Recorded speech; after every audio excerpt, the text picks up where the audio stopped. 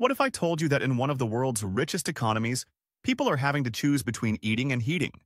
That survival isn't about budgeting anymore, it's about crisis management.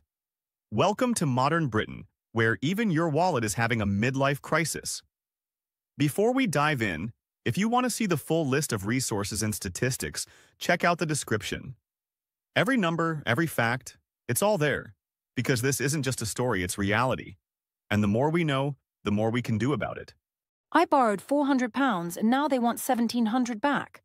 I have no gas, no electricity. I literally don't have money to live. A year ago, you could grab a loaf of bread for about £1. Now, you need a small loan. Energy bills? Forget it. They're playing the stock market while we play, will my meter run out before payday? Let's rewind. Inflation soared, wages didn't. The Bank of England keeps hiking interest rates, and surprise, debt is now the nation's favorite hobby. The numbers don't lie.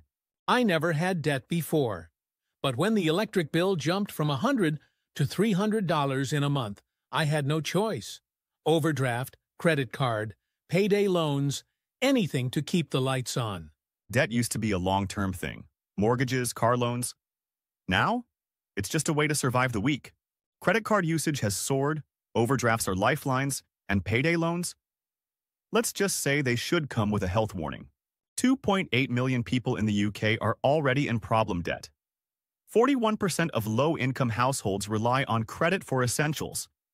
Calls to debt charities have doubled in the last year. I knew the loan was bad, but I was desperate. £500 to get through the month. But when I couldn't pay back in time, the fees kept stacking. Now they want £1,800. How is that even legal? Welcome to the wonderful world of high-interest lending, where borrowing $500 means owing your soul. Forget luxury spending. Basic survival is a struggle. Food banks are seeing record numbers with working families joining their queues. Because in 2025 Britain, a full-time job doesn't guarantee a full stomach. Over 3 million emergency food parcels were distributed last year. 1 in 7 people in the UK has skipped meals due to rising costs. Children are increasingly affected with 800,000 kids missing meals daily. More toast, my loves. I work full-time, but after rent and bills, there's nothing left. I go to the food bank once a week.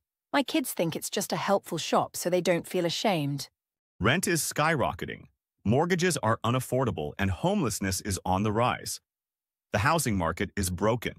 Over 271,000 people are experiencing homelessness in the UK.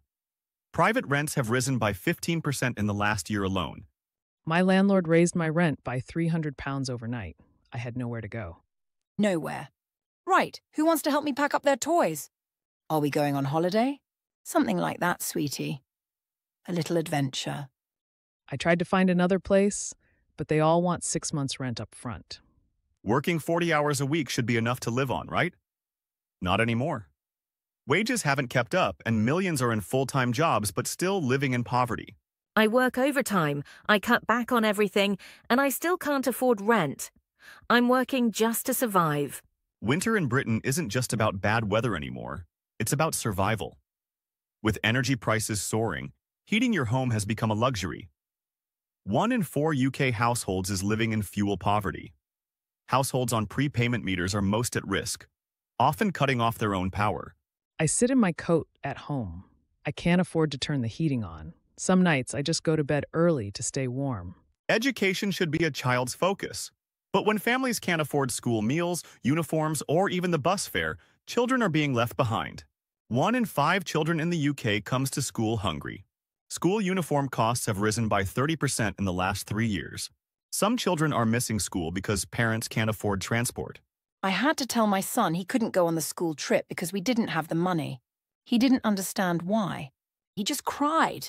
After a lifetime of working, pensioners should be enjoying their retirement, not rationing food and electricity just to make it through the month.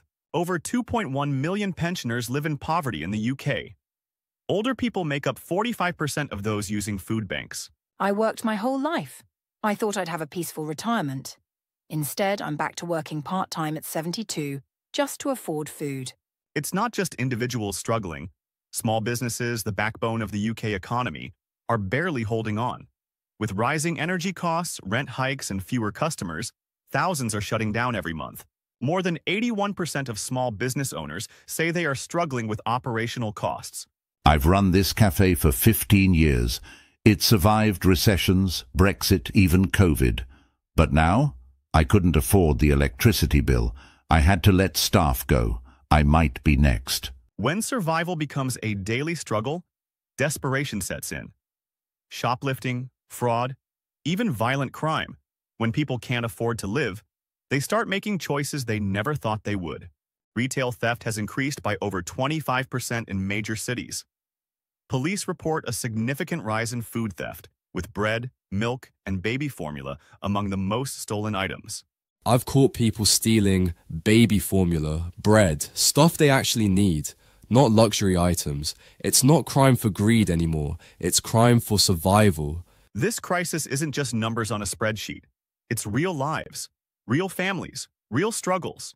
And if we don't push for change, this won't just be a cost of living crisis. It'll be the new normal. At this rate, Britain might as well rebrand to the Hunger Games. Except instead of winning, we're all just trying not to lose. If this story matters to you, if you believe these voices deserve to be heard, help us make a difference. Hit like so more people see this. Share this video to start the conversation, and subscribe to stay informed. Because awareness is the first step toward change. Let's make sure the message reaches beyond just the headlines. Oh, and don't forget the bell. Otherwise, the YouTube algorithm might just keep this buried under cat videos. Together, we can turn awareness into action. Let's push for change, one click at a time.